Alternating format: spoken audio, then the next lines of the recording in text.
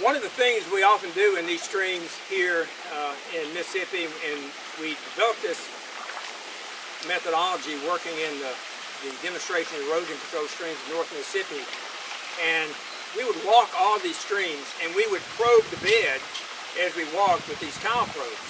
And the reason we were doing that, we'd record sediment depths. So here I'm standing in what feels like a sand bed channel or gravel.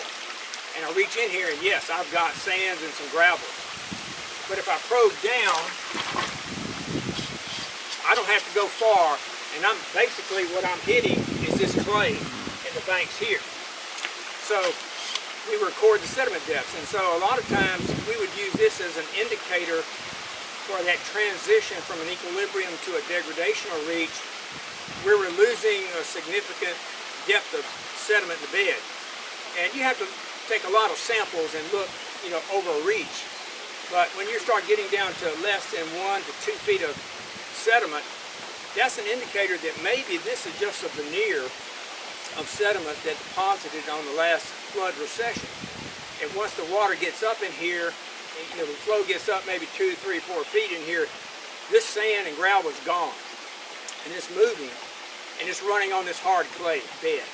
And while that's important, it gives us an indication that this still could be a degradational reach, even though we see sand, a sand veneer in the bed.